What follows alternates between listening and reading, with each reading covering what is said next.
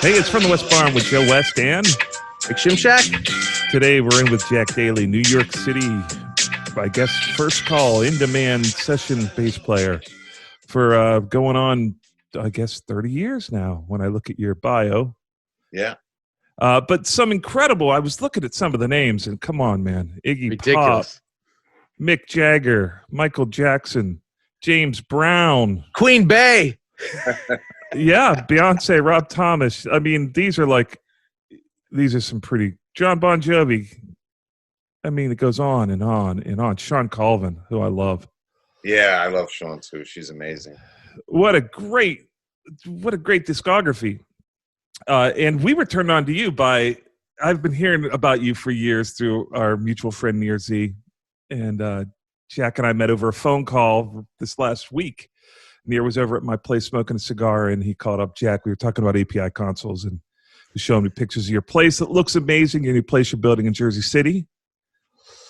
And you've got a one-of-a-kind Neve, not Neve, but API console there, and lots of tasty gear. So welcome to the show. Thank you, sir. Glad to be here. And you know Mike Shimshack because you just played on a record for Mike Shimshack. I just did, I think it was it 4 tracks or 5 tracks for Mike? I did 5 total. For Elevato. And man, I'm excited about those guys. Yeah, I mean, the bass playing is just staggering. It's the first time I've ever had anything. There wasn't one lick of EQ or compression. Nothing. It was just Jack's bass. That's it. Well, that's what he went on and on about the tone. And we live in Nashville, so we get plenty of great bass tones from these guys. You know, it's not like dude in Topeka, Kansas that's always got the guy from his church coming over to plug in his PV bass and play with a horrible tone and technique.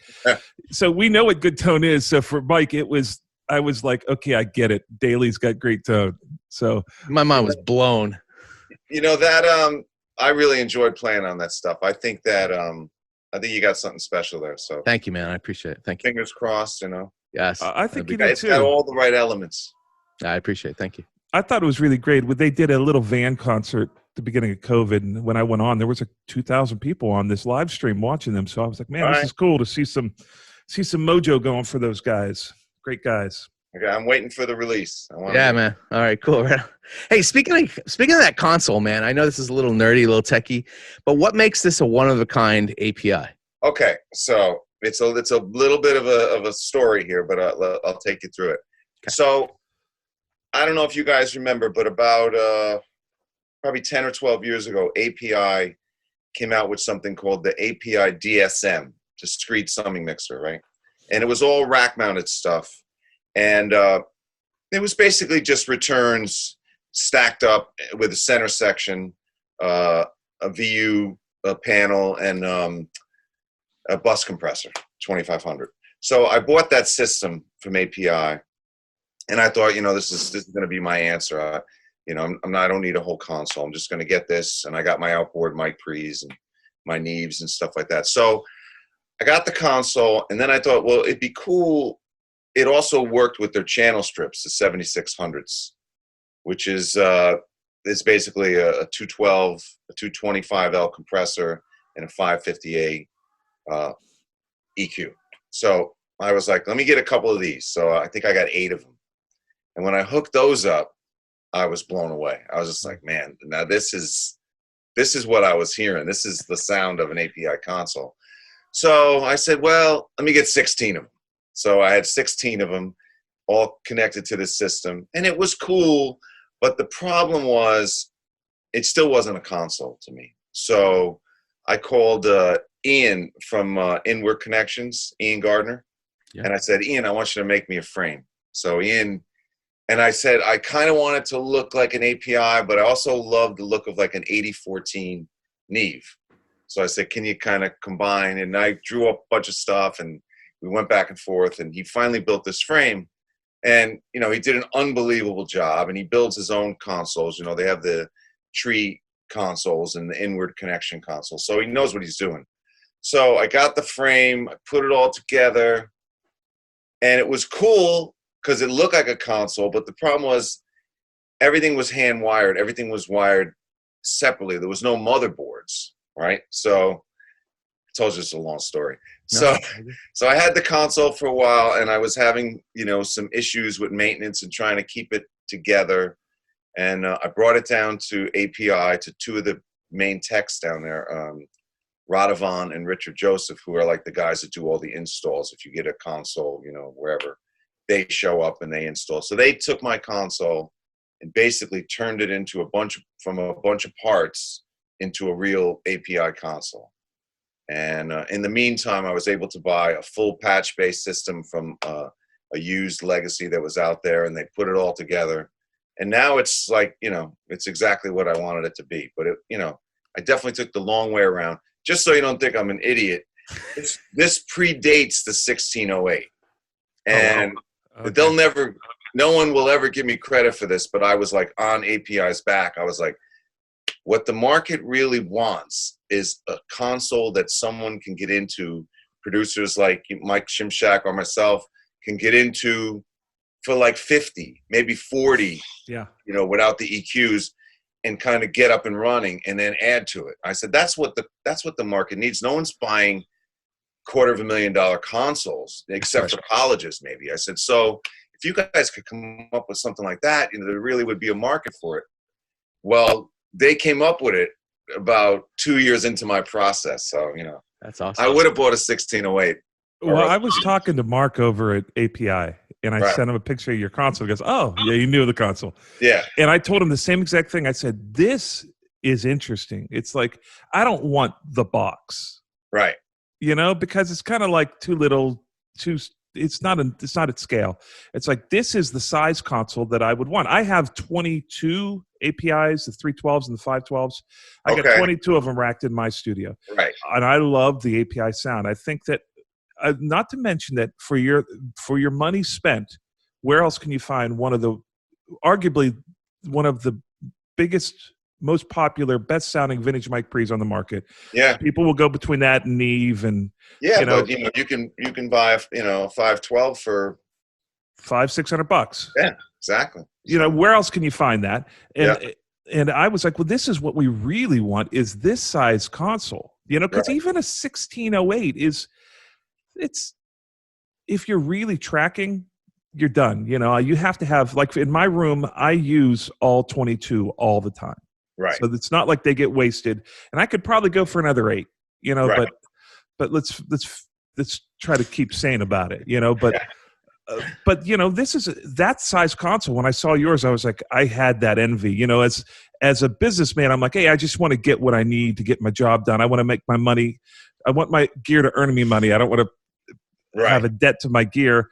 And then I look at your console and I get that, oh man, I got to get a console. I want one of those. And yours looks great. I don't know what the faders are. I'm looking at a picture of it right now. Are those just like PNG faders? The regular, you know, PNG API, you know, stock faders. Everything, all the parts are API except for the center section, which was made by Inward Connections and Ian Gardner. So what did you do with your old summing amp? Well, it was a 7800, you know, which is the rack mount. So did you keep it? I sold it. Yeah, I actually wish I had it for testing sometimes, but I might pick up another one used just because it'll connect right up to this thing, you know. And you also do. You were saying you do a lot of mixing as well. You know, I did a lot of mixing for a bunch of years. I haven't been doing a ton of that recently, but I did a lot for a few years. I was working with this producer, Mike Peden, who's a Scottish guy that lived in London for years and was the VP of A&R for Warner Brothers. And he had a label with another big shot, and they were sending me basically everything that I was either producing and mixing or just mixing. So, you know, that, and plus I've done probably 25 records with Mike over the last, I've probably done more than that, but I probably was involved as sort of like I wouldn't call myself a co-producer, but like my function was similar to a co-producer, and I ended up mixing all that stuff and playing bass, and you know. How is that for you? Is that like where your heart is? Like, oh, I want to do more of that, or is it like, hey, it's a byproduct of playing on a record or being a part of a record? I'm comfortable in kind of all those roles. I like I liked my function with him because basically he did all of the sort of A&R kind of part of the record. So in other words, he would pick the material, he would pick the direction, and I would get the musicians, bring the musicians in, maybe help him pick the studio, help him with the budget. But I sort of did the things I was good at, and he did the things he was good at. And that was a nice combination. And also, you know, sometimes the most challenging part about producing is sort of working with the artist, you know, having that one-on-one with the artist. And sometimes I find that the most challenging part, you know. It's just, I think I had written some songs for one of your records that you had done with Mike. It was I think you did, yeah. The Boys. Yeah, the Boys, yeah. I can't think of what they were called now, but I can't either. yeah, but they were good, and yeah, they were cool. You guys wrote some great songs for him. And is it something that you like? You kind of have a little bit of a heartache to do, like, oh, I want to be doing. When I make a record, I want to be mixing it, or is it something that's like, oh, I could care less? No, I don't. I'm not like that. If I'm hired to play bass, I'm perfectly happy just being the bass player. If I'm hired to mix, I'll do my best with that. And you know, I mean, I just sort of, different things have fallen into my lap, and I've basically, what happened with the mixing thing is, you know, when you're like, well, who's going to do it? And I'll try to do it and see how it works out. And then, you know, so it just was one of those things that happened organically. And even with Mike, I mean, he had somebody mix something and he wasn't happy with it. So he said, why don't you mix it? And that sort of started the relationship where I ended up mixing. I think it's interesting. And when you see someone will get a record that you produced and mix, and they'll be like, this record defined my summer, you know, and it'll be something, and they'll know you as a producer and mixer and not even recognize you as a bass player. And it was just purely a moment of opportunity that was like, oh, well, I guess I'll do it, because he's very utilitarian. It's like, we've got to do it, and I'm going to do it. And it's just interesting how in the music business, if you stay in it long enough, you end up, you know, doing just about everything. I worked with, for about 2 or 3 years, I worked with this guy, Gideon Luke. And we had this band, Gideon, Luke, and the People, and they hired me to play bass. They wanted me to play bass, and I got involved in the tracking, and we played bass. And Russell Elevato was the engineer, and he was going to mix the record. And he's, you know, he's a fantastic mixer. I mean, he's mixed for D'Angelo and who knows who, Roy Hargrove, and all kinds of people. Anyway, him and the producer didn't see eye to eye on the mixing, so I said, well, I'll mix a track for you and see what you think. And he had a few people mix, and I ended up mixing that whole record and then co-producing the second half of it with him. So, you know, things just happen like that in various ways that, you know, it's not like you're necessarily going after it. It just sort of falls in your lap sometimes. So tell me what possesses you to build a massive recording studio in New York City, Jersey City, right? You know, what possesses you? It's in Asbury Park, and I'll tell you, really, it's sort of like one of those things that happened, almost like my console happened, you know. So you know, I was playing with Lenny, you know, for a bunch of years. Lenny Kravitz. Yeah, and during the course of that time, I started my own company so that I could, you know, I mean, basically buy equipment and be able to, you know, have it be part of the business without getting into details. So during those bunch of years, I bought the console. I bought, I don't know if you can see behind me, but I bought all my outboard gear. And I had all this gear, and I had it in my house. And my house was in Monmouth Beach, which is a beautiful little town on the ocean. And, but it's tidal, which means that whenever they say nor'easter or, you know, hurricane or whatever, the river's going to come up and meet our house. So my studio was on the ground floor with the API in it. And, you know, we just decided that we had been lucky enough for long enough. So we decided, well, let's move. I like Asbury Park because it has a music scene. There's a lot of music here. There's like 15 clubs to play in Asbury Park. And it's just a really cool, sort of somewhere between being in like the Village and being outside of the city, if that makes any sense. It has like it has the thing where you don't really have to leave your neighborhood. You can just walk around, go to 10 different restaurants or bars and just hang and take a walk to the ocean. It's a few blocks away. So I decided to move to Asbury, and I decided I have two options, really. I can either sell all this gear or buy a building and put a proper studio in it. So the process has taken me an unbelievable amount of time, like probably close to 8 years. I found the building. I had to go through and I'd never owned a commercial building before. I had to go through all the processes. I had to get, I had to go before the city council and get them to prove the idea of a recording studio. And I'm like, you're calling Asbury Park the city where music lives, it's a recording studio. Not a stretch. Nashville has like 50, So I got my approvals for that. And then I had to get a site plan approval I wanted the building approved to add up and stuff like that. So I did all that. And then I spent so much money doing all that stuff and holding the building for like 2 years during that process that I was like, the idea of then starting the build out on a recording studio was a bit daunting. So my plan was to also have on the other side of the building my wife's yoga studio. So I had that built. And during the process of having that built, I kind of was involved as the GC, sort of overlooking what everyone was doing and just sort of realizing like it's not rocket science, It's like most of it, if you have a half decent, if you're pretty logical and you can look at things and know if it's right or wrong, you can do it yourself.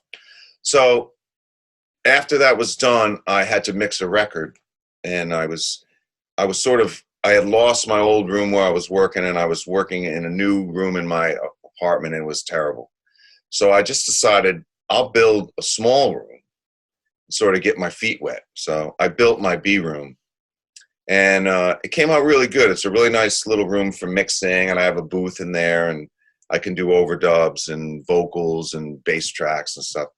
And then as soon as I finished that, I started to frame out the big room. And I don't know if you guys know Larry Swist, but Larry Swist is a studio designer. He's done a lot of work in the New York area.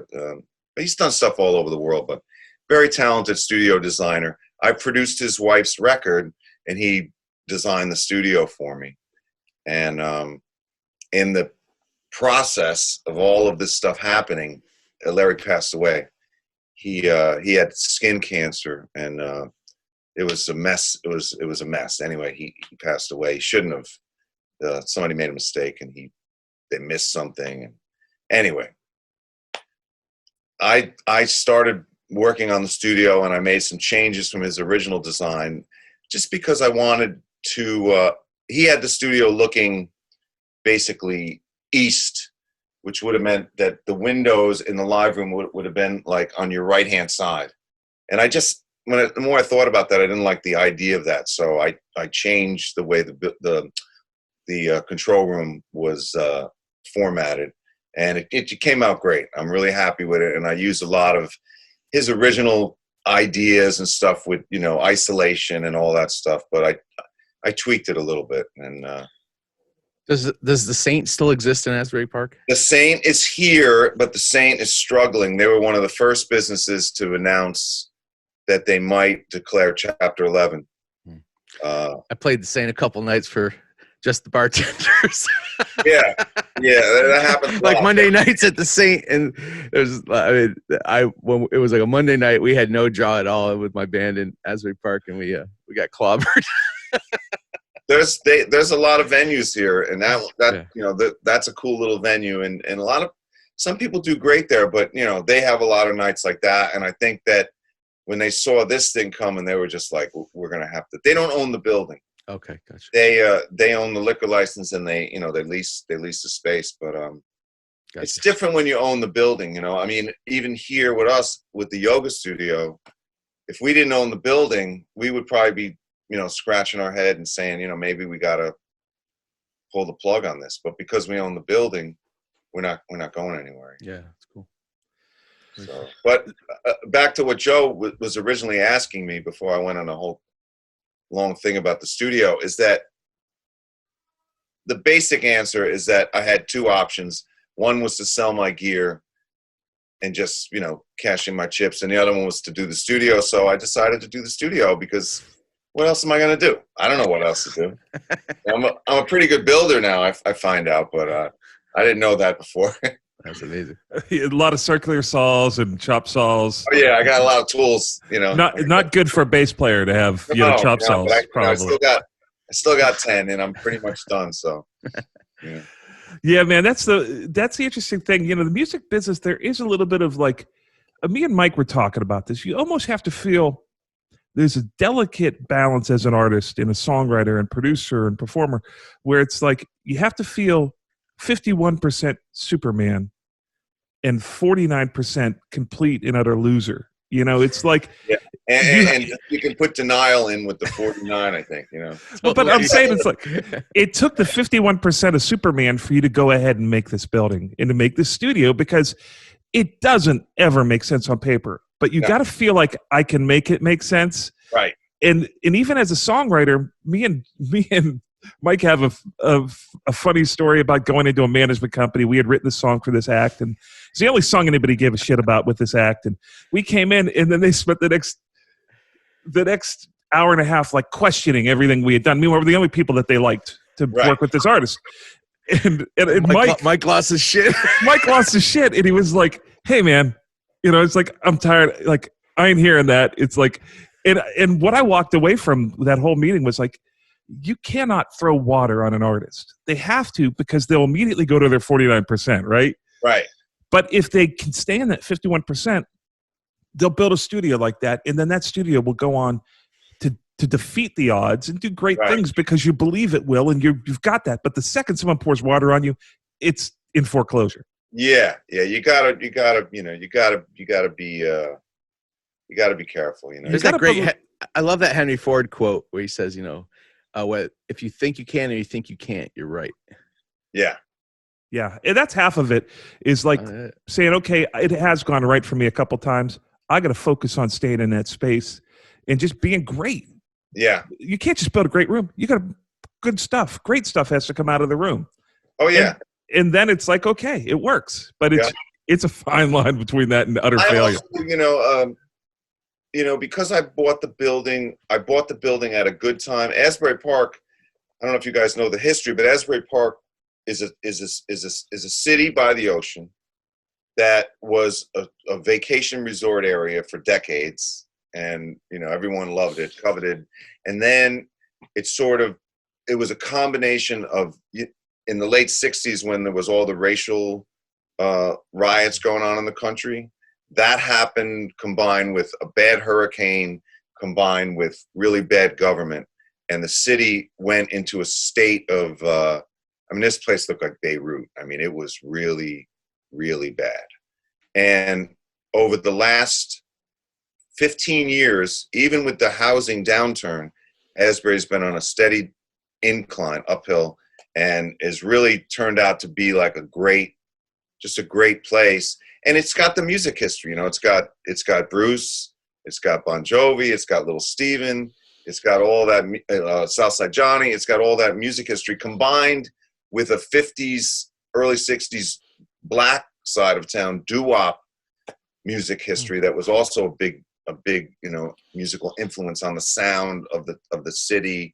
And it's not Nashville, but it has a lot of music history that makes it a special place, but also what I was getting to is that the property values here have gone up significantly, and I've been able to hold on to this building and build it out and maintain it without the studio even being open. So I'm in a good position where I've been able to hold on to all this stuff. And, at the same time, I'm spending money every month building it all out of my own pocket. And it's done, so I'm on the other side of the mountain, basically. That's awesome. So I wanted to, speaking of Little Steven, I know you were out on the road with him. Near told me a story where after a show, the whole band had kind of taken over a restaurant. They closed it down. You guys were having this big banquet style thing with a boombox in the middle of the table. And I don't know if Near was there for this or if he was relaying it. So let me know if it's gone off the legend cliff and it's not accurate. But he said that Bob Clearmountain was mixing the record, and the first single was back that Bob had mixed, and little Steven got up and he said, so Bob reached out and he was like, who the hell is the bass player? and I'm sure at that point, you probably shriveled up into like what's about to be said. But what he ended up saying was, it's the best tone. I've never, in all the years, and Bob Clearmountain is arguably the biggest mix engineer ever to have lived. He said, in all my years, I've never had a bass, the performance and the tone in a live record be that good. And he was talking about you. It's close. A couple discrepancies. He sent a letter to Steven. He sent a letter to Steven and he said, what's up with your bass player? And right. he went on to say, not only is he the closest thing I've ever heard to the legendary James Jamerson, he said, I have never in my entire history mixed a complete live record and not found one bass mistake. But he said, we've yet to find one mistake. Wow. And Steven was kind enough and generous enough to send me that. I actually posted it. It's on my Instagram page if you want to look. Oh, that's amazing. Because such a cool story, man. That's I can't tell you how much I enjoyed playing with Steve, and I hope we get to do more. But that was my that's sort of my prize from that 3 years. That's funny that you say that, because Near was saying, playing in I don't know, in New York City. I want to talk to you about New York City, in Nashville, in LA. I want to talk to you about that in a second. But he was saying it's like it can feel a lot like work. It can really, you can get that to that point where it's like, why am I doing this? It's not the reason why I started to do this. Right. And he said when he got to go out with little Steven, it was like it filled his tank back up. Real music. Yeah. He just felt like it was like, this is why I'm here. This is what I'm supposed to be doing. He did amazing. And it's a very, very difficult, it's not an easy thing to step into. And it's a tremendous amount of material. And Steven, like a lot of times, and I can't remember exactly during that period with Near, but a lot of times we would do new songs every night that maybe we'd get into a town and a certain artist that was like a legendary artist that Steven was friends with would live in that town. We would do a song that night, and you would, you'd do your due diligence and you'd learn the song note for note and you get the sound check, and Steven would completely rearrange it. And when I say completely rearrange it, he would completely, like, it would be a different song, but the same song, but through the eyes of Steven, who a lot of people don't realize is kind of a musical genius. I mean, he's something. And that was a big, big show. Horns, background singers. You had 10, 12 people on stage, right? 15. 15 people. 15, yeah. 5-piece horn section, 3 girls, 2 keyboardists, bass drums, and 2 guitars. So. And you guys were playing like, let's say like, anywhere from 300 to 1,000 seat venues? It was anywhere from, potentially anyway, they should have been anywhere from like 800 to 3,500 seat venues. Oh, okay. And it was a big range, and so like we sold out the Beacon. I don't know what the Beacon is. The Beacon's it's like 3,500, something like that. Yeah, and of course we did festival dates and stuff as well. So, but we would play some smaller places, and we'd still have the 15 people on stage. That must have been so much fun to see it in a small space like that, just rocking. Like, I picture like Tramps. I picture that size venue. Getting to see that show would be like it'd be like backstage. Exactly. We did a lot of venues like that. Exactly. And it seemed like, it felt to me from the stories, just the look of the band, and they had like a stylist. Right. And these stories of like, I picture them like at John's. Like in my mind, I picture you going to John's down at St. Mark's and buying out the whole restaurant and doing those epic rock things where, it's like giant table take over the restaurant. And it's like, it just feels like it's that old movie, what was the movie about the rock writer? Oh yeah. I love that movie. It feels like that era. It totally.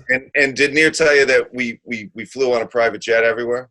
Yeah. I mean, I'd love to see the Excel spreadsheet on what a tour like that looks like. Disastrous. But that's so glorious, though. Yeah. It's so glorious, man. That he's just going for it. It makes me love him because it's like, hey, it's about the experience, right? And he's not going to have any less of that level. What you get on stage is what you get off stage. He is totally and completely a no compromise individual. I mean, awesome. He does it. I mean, that's the only way he knows how to do it, and it's incredible to see. There's nothing about it that's practical, but it's all about the music. It's in his mind, with his ear, he hears horns as a 5-piece section, and that's the only way it's going to be done. It's just he doesn't compromise. And, it's interesting too because being in the music business as long as all of us have been in it, you realize that there's a bit of it. You've got to be incredibly practical, but every once in a while you get on a project that's magic and then you just have to keep up.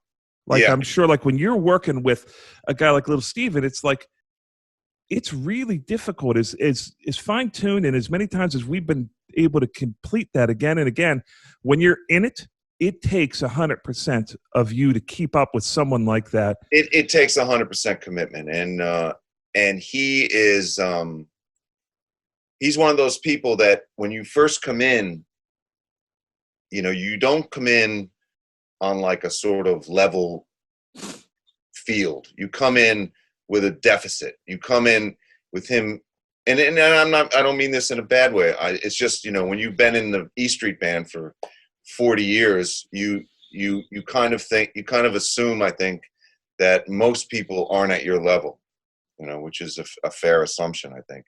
So when you come in, you're coming in underwater.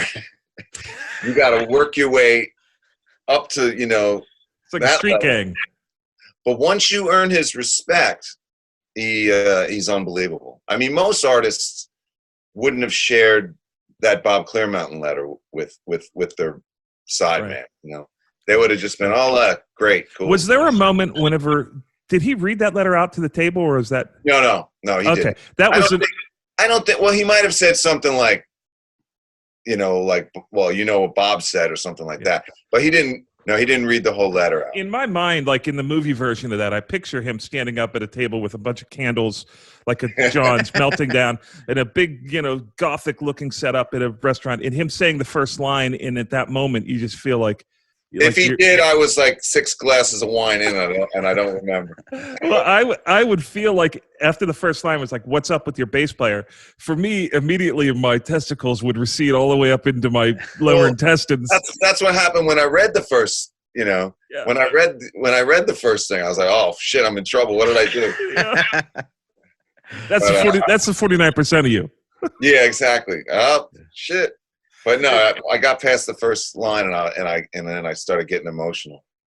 Well, that's awesome. And those are things that's like, man, you work hard, you do it because you love the art, and you get great at something, and you find a tendency that you do that no one else does, and you build this thing that becomes Jack Daley's career. Then you end up like, you get a little, the universe gives it back to you a little bit. Every once in a while you get an attaboy, which is like we never get. It was a gift, and I really appreciate it. And, like you said, I mean, people don't normally say, "Hey, man, you didn't make any mistakes." They just notice when you fuck up. Let's face it. As they should, I guess.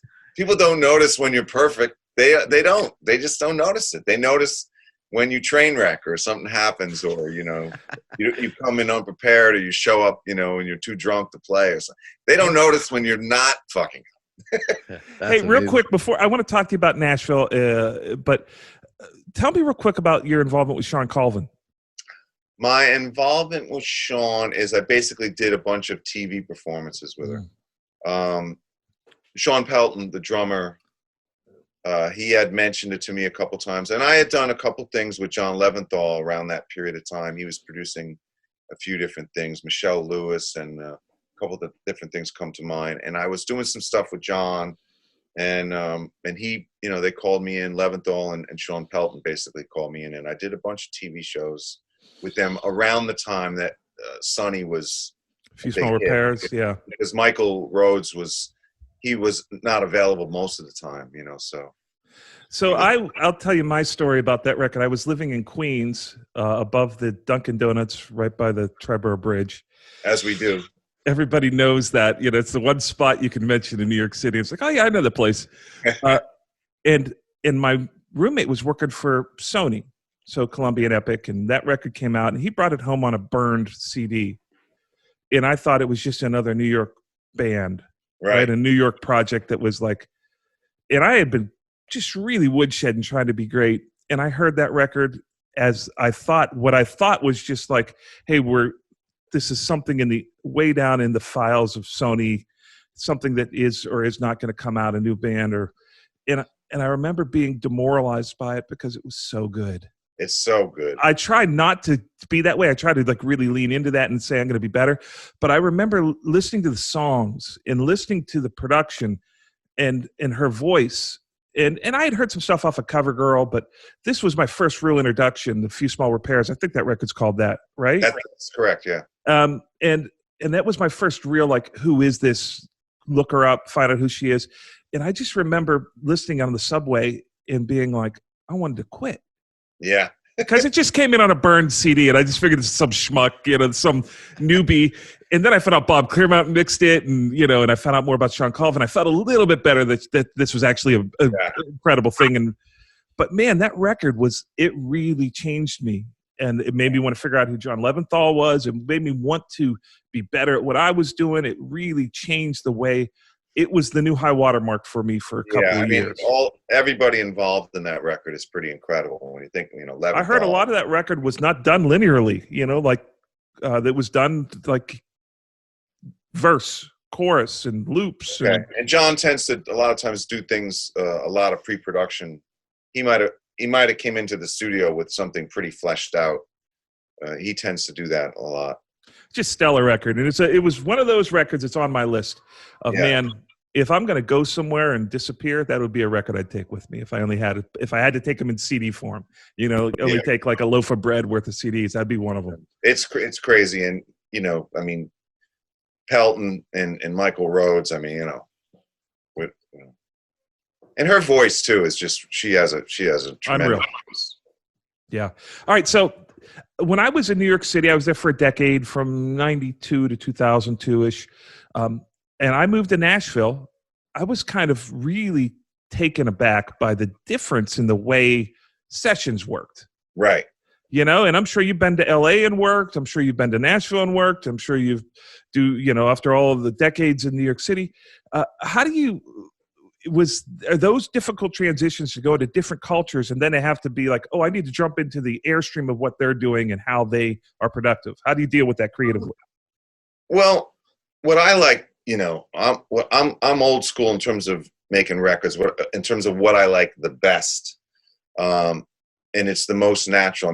Not very often do you get something from someone and you have to play on it later and it feels the same. I think Mike's project that I just worked on is a rarity, and part of that has to do with the fact that Nir Z played drums on it. But usually my favorite thing is when you're all in a room together, and there's nothing, and then there's this magical event that happens, and 5 minutes later you have this incredible track. So I think that is something that is a common ground. Whether you're in New York City tracking with 4 or 5 musicians, LA tracking, I went out, I did a lot of work in LA with Matt Serletic, and it was always a live band tracking situation. Or Nashville, where that's a very common, event to have like a full band, sometimes a larger band, with all the overdub musicians and everything in place in Nashville. But that to me is what I like the best. So how about the speed of it? I remember in New York, we'd spend the whole day working on a song. Where in Nashville, sometimes to its detriment, the speed is so fast that you don't get to those lower levels of true creative parts that you're pointing out a decade later. Right. What's your thought on the speed of the cities? I don't know if I've noticed a huge difference. I mean, I think I'm one of those people that what I like the best is if you have a chord chart in front of you and you sort of don't know the song that well, but you got the chord chart in front of you and you sort of talk it through a little bit and you go out there and you do 1 or 2 takes. And I'm hoping that that's going to be it. It's going to be fucking genius and like, you know, everyone's going to love it. And that happens a lot with live tracking. And that's what I love about it. That sort of spontaneity, nothing laborious about it if it's right. Now, if you got a bad drummer or, you know, bad song, one bad song, you know, it could take some work. Yeah. If the arrangement's really not working and you just, you know, but if the elements are in place and the song's good and all the musicians are good, it can happen. I think no matter what city it's in, it can happen really quickly. Did you ever contemplate moving to Nashville? I did not. Well, I sort of did. Yes, I did. That's not true. Basically, around 2008, I contemplated moving to LA because I was doing so much work with Matt, and he was like, "You got to move out here. I'll get you a ton of work. I'll hook you up with a bunch of different producers." And I still own my house. And I was like, okay, well, I got to try to put the pieces together to make that happen. And then right before I moved to Asbury Park, I started looking in Nashville because Near had moved. And I really missed Near being in New York because we did so much work together. So I started thinking about that. And I actually was looking at houses and I really considered it, but I ended up buying the building here instead.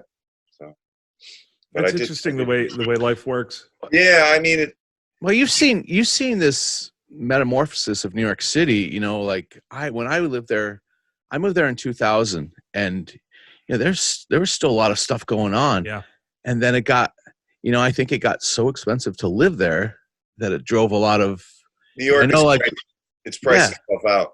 It priced itself out, and then you know a lot of the music scene that was there is no longer there. Yeah. But it sounds like you're still working a lot. You know, I mean, I spent the last 3 years primarily working with Steven, you know, yeah. so I had a job no matter what. But, you know, the session thing in New York is slow. Is it? Yeah. Do you ever find yourself, I mean, obviously right now during this COVID stuff not happening, but previous to this, were you still heading into the city to work in some studios there and doing sessions? Yeah, cool. I was. But not to the degree that I would want to completely live off of it. You know? Sure, yeah. It's interesting because the city was like, you had, when I first came to town, it was like CBGBs was still going and there was still music. You know, there was a scene where a band could come up through New York City, you know, like Blondie did or the Ramones, right? Or Madonna. And that seemed to have, I don't know why, but that went away. And then like the studios, like Sorcerer Sound, all these rooms that individuals own, Chung King. Yeah. There was a list of studios where you could, Howard DeSalles, where you could go and make records, and they had SSLs. And now they just can't keep up with the rent, I guess. You know, it's a 10-year lease cycle basically in New York. So if your rent is $20,000 and you can hold it together for a year, for 10 years rather, paying that at the end of that 10-year period, and then the lease is going to be $35,000. Right.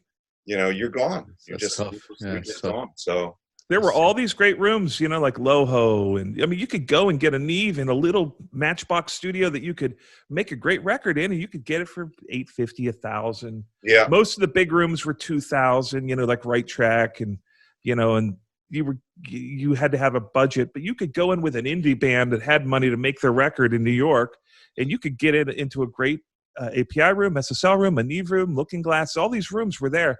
And it's a little bit sad to me. You know, when I was there, I actually did a date where we had like a horn section. Yeah. Like an actual, like 16 people in a room playing strings and horns. Right. And I thought, man, back in the day at Dick Van Dyke Show and all these, where all the music cues were happening via the Union, these rooms were full all day. They were actually like a little Nashville. But they just kind of got priced out, and Sterling Sound got pushed over there to Jersey City, and everybody got pushed out. Everything's been priced out, and you know, maybe that'll be a good thing. Maybe it's good for your space. Yeah, it could be good for my space. I think it's gonna be really good for you. And this, I was going to say with the COVID, maybe this will, turn the real estate market back in the right direction. But I don't know. I think recording studios in New York City it's a thing of the past, pretty much. I mean, there's so many studios now in Brooklyn. I mean, our friend Oliver at Mission, who has a great, he's got a great situation, and he told me at one point there was like 65 studios within a couple mile radius or something. Right. Yeah. But to your point, Ollie owns that building.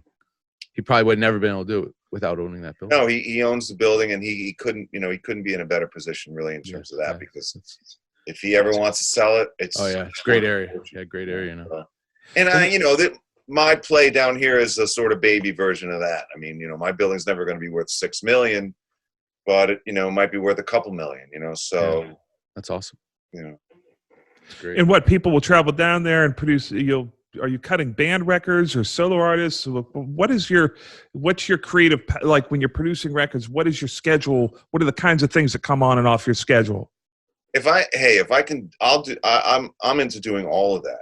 If I can become a junior version of Dave Cobb in Asbury Park, that would be my dream. Yeah, that's cool. It's a great destination to do it. Go make a record down there. I love doing those type of records. I love retro stuff, and I love soul music, and I love anything with a live band. So that's sort of my dream, and I like I said, if I can make it happen. Jersey's cool too, man. Some of my favorite musicians I've ever met come from Jersey. Yeah, there's something about that place, man, that's just cool. Yeah, I mean, some of my favorite, some of the most talented people I know come from Jersey. Yeah, there's a lot of talent here, and again, with Asbury, with Bruce, I mean, and especially if you put on like, Born to Run or some of those early records, and they're so cinematic, and they're basically describing this place, so it's kind of cool. It's got a cool thing, I mean, it's I could never afford to do this in New York City, so right. That's awesome. That's cool. So when somebody hires you to, let's say they get your email address and they say, hey, love you to play on this track, they send you a track. And I know it's different, but 90% of the time, what does it look like? Are you playing through an Ampeg? Do you give them a DI? Is it a tube DI? Do you hit it? What mic pre's are you usually using? And are you hitting with a little bit of compression? What are you delivering usually? Because I've been doing most of that type of stuff in my B room, I've had my 1081s in there. So I use my Neve 1081s and 1176s usually. I have 3 amps in there. I have a B15, which I use a lot. I have a Fender Bassman 10, which is sort of like, I haven't used it much, but my picture for that amp is like to try to go for that sort of Joe Osborne tone. Because if you ever notice a lot of the records Joe Osborne played on, there's like an ambience to the tone, and that's because the 410 used a 410 Bassman. So that's what that amp has. So I have that amp, which I haven't really used much yet, but I'm going to use it a bunch. And then I have a little Ashdown combo, which is a little more modern and real tight and a great sounding amp. So between those 3. And what mic do you usually put in front of the amp? I use my Wonder usually. I have a Wonder U47. Okay. Close to the cabinet, a little bit of space where. And sometimes I use an SM7 if I'm being lazy. Usually close. Usually close. In the center of the cone or off to the side? Yeah, around the center. Yeah. Okay. In your 1176, is it a slow attack, slow release? What's it look like? How much gain reduction? It's I try to just hit it, I try not to compress it too much because I've never liked that sort of thing where like you're playing and you feel like you're being, I'll always say that you're squishing me too much, so I just touch it, And what, a long release usually? Yeah. Or what, long release. Yeah. And where's your attack usually end up? It's pretty quick, I try to get the, get the transit, but kissing the top of it. Yeah. That's all I want to do. I just want to smooth it out a little bit so it sits on the track a little bit better. Well, that's definitely, I can attest to your engineering skills in addition to your bass playing really makes it great to send you stuff and have it come back sounding as good as any major league studio I'd go to here in Nashville, you know, and it's a big difference when you're sending tracks, because some guys are incredible players but don't have the know-how how to record it properly. A lot of it too is a feel thing for me. If I'm playing it and it doesn't feel right, then I can't really do what I do. It has to sound right and feel right because of the sound for me to be comfortable. If that makes sense. Yeah, sure.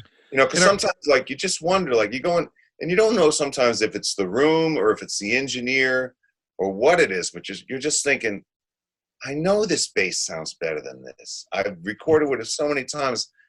Why does this sound like shit? And you're just sort of scratching your head, and I can't, you can't say, move over, Yeah. Let me get a look at what you're doing there. But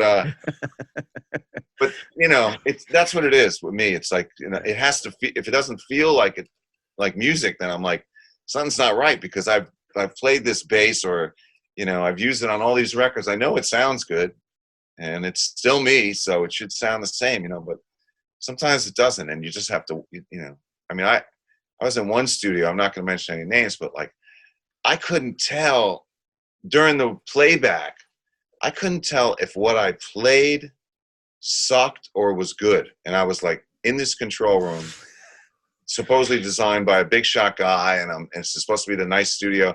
And I'm just thinking, I went out to the live room, put on the cans, did my own personal monitor mix to check the tracks, because I could not tell.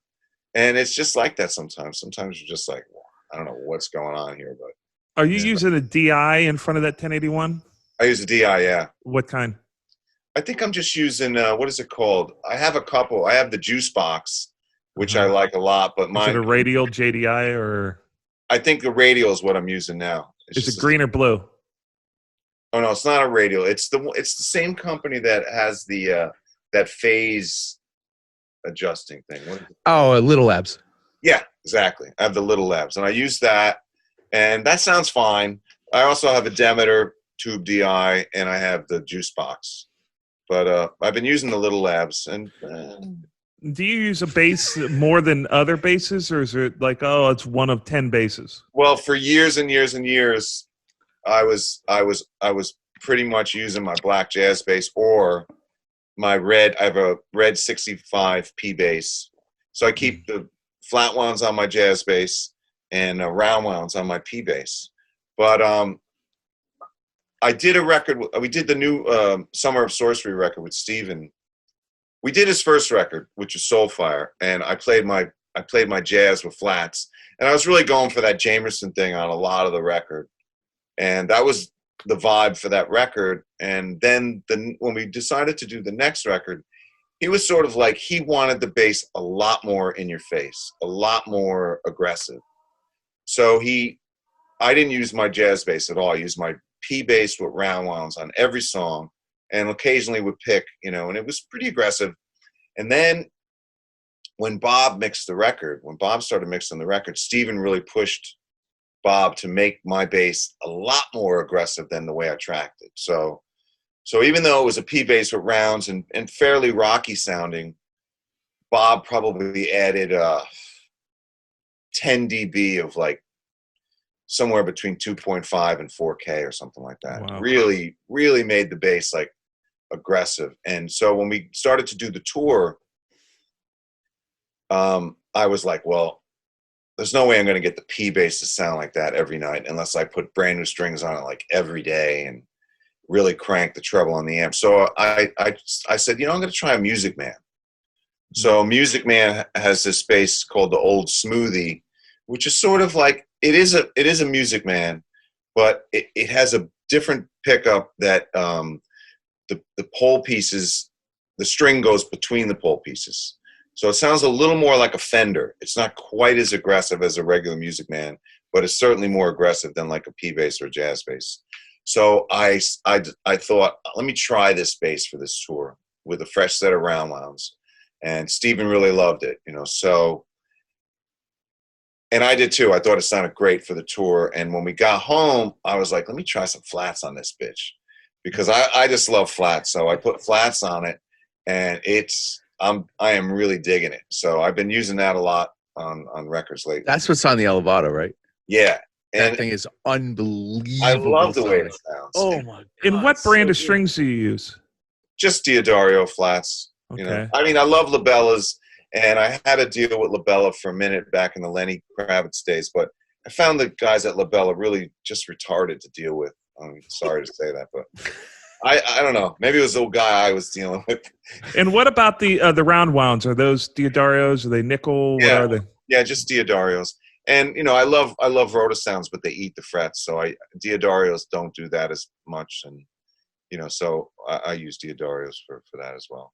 And I think they're great. You know, I mean, some people get. I mean, you know, for some instruments, like a Hofner, for instance, I use pyramids because they're less tension, and they sound great on the Hofner, and they don't bend the neck. You know, they don't. You have to be careful with a Hofner, you know, because that you put like labellas on a Hofner, and that thing will fold into two. You know, but the pyramids are perfect for stuff like that. Well, I think it's a testament whenever you ask someone all the things we just asked you, and they don't care because they know that the sound is them. You know, it's good. People like to know. Like, I want to know. Oh, he's using an 1176. He likes the longer release. He likes this preamp. He likes 1081s.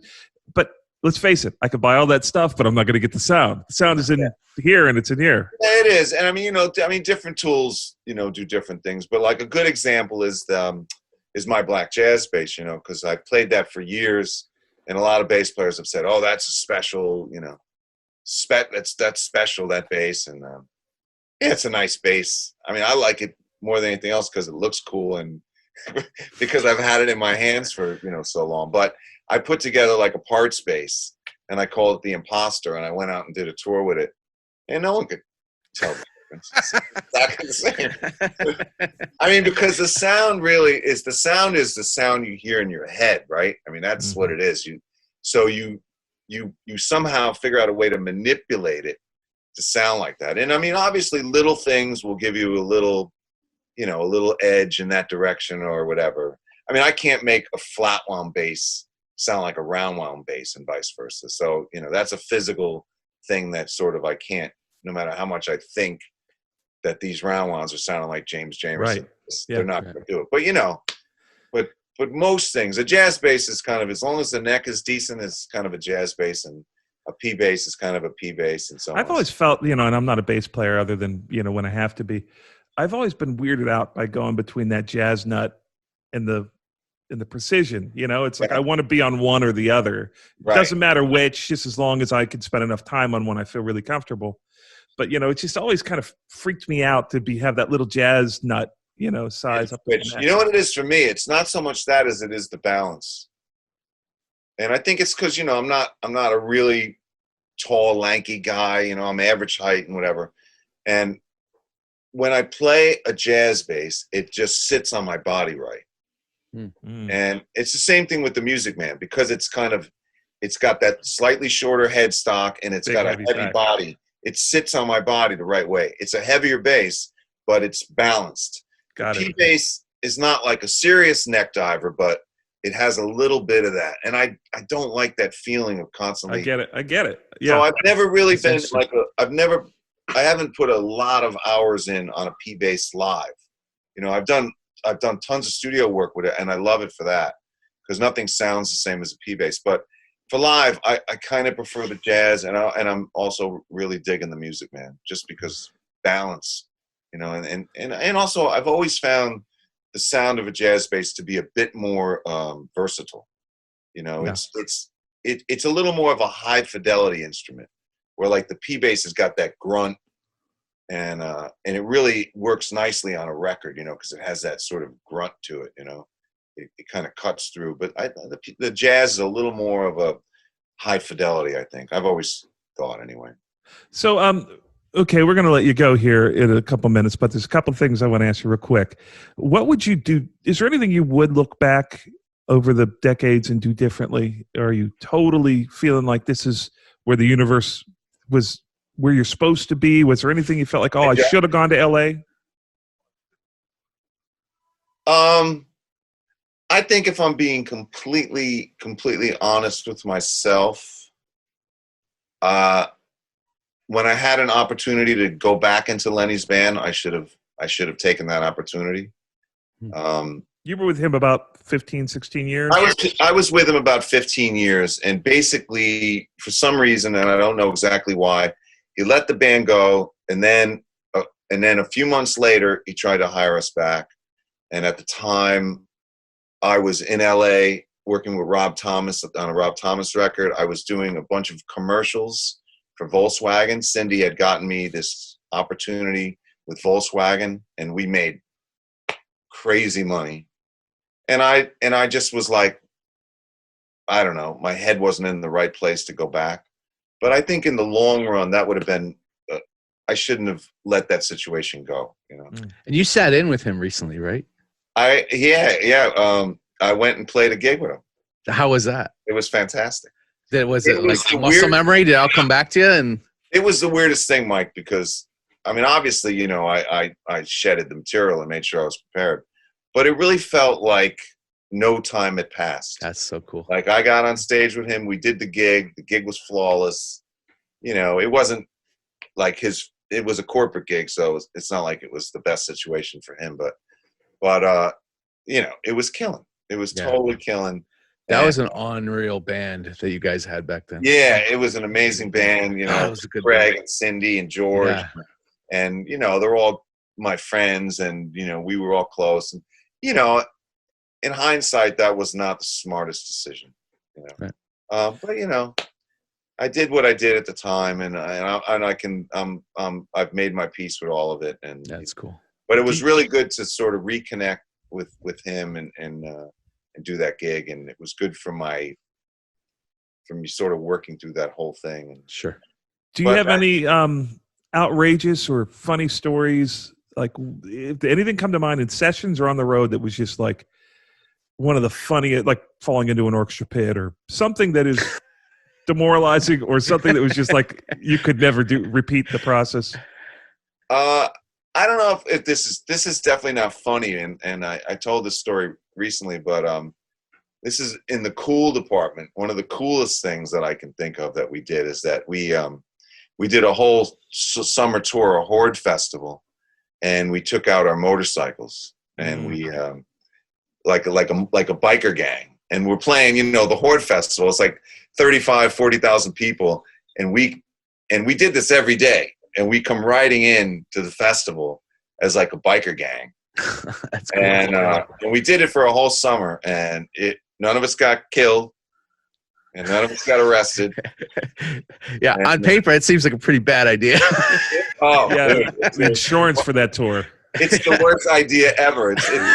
I think it's only equaled by taking out a 15-piece band, you know, to play clips, you know?